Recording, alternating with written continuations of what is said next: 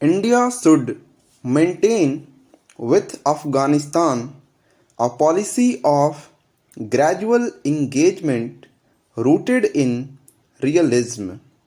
India's decision to send a diplomatic delegation to Kabul to meet with Taliban officials shows a marked difference from the policy New Delhi took in the 1990s when the Sunni Islamist group was in power in Afghanistan.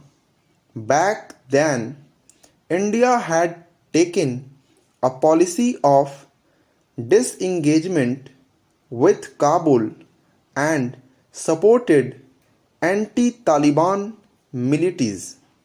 But this time, Afghanistan's internal situation and the regional dynamics seem to be different, prompting many neighboring countries to adopt a more constructive line towards the Taliban regime. Despite their differences with the group's extremism, India shuttered its embassy in Kabul in August 2021, days before the Taliban take over, but has maintained a line of communication with them.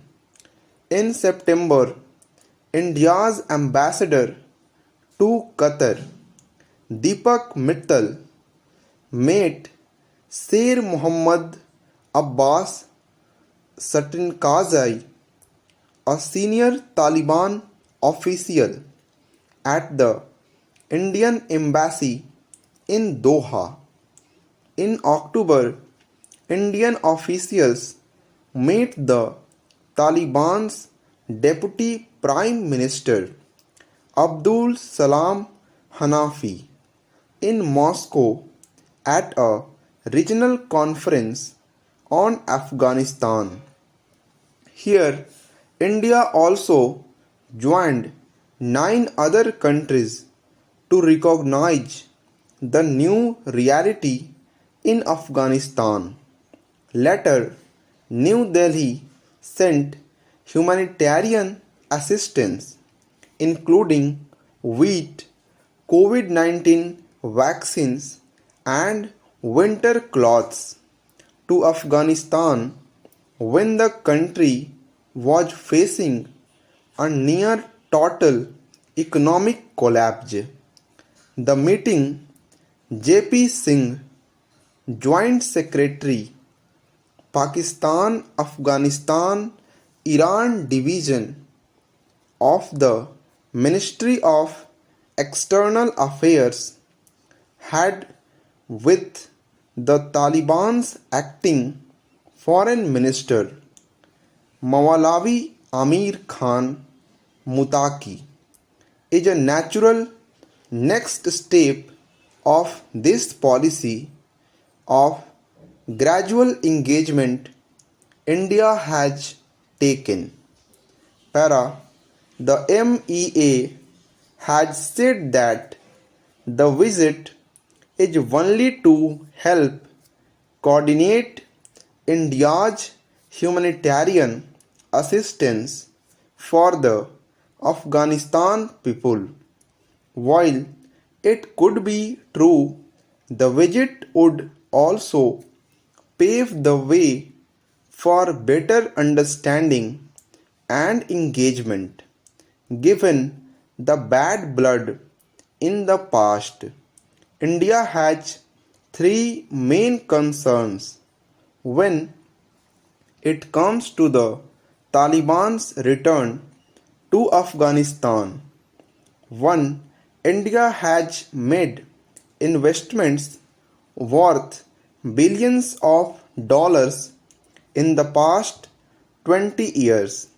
It would want to protect these investments and retain the Afghan people's goodwill. Two, when the Taliban were in power in the 1990s, Afghanistan became a safe haven for anti India terrorist groups. India also saw a sharp rise in violence in Kashmir during the Mujahideen Taliban reigns of Afghanistan. New Delhi would not like history to repeat itself and would want commitments from the Taliban that they would not offer support for anti India groups. 3. The Taliban remaining a Pakistani satellite forever is not in India's strategic interest. New Delhi cannot pursue any of these objectives if it does not engage with the Taliban. But at the same time, India should not hurry into offer diplomatic recognition to the Taliban's predominantly Pashtun Mainwali regime, which has imposed harsh restrictions on women at home. India should work with other regional and global players to push the Taliban to adopt a more inclusive regime, while at the same time maintaining a policy of gradual bilateral engagement rooted in realism.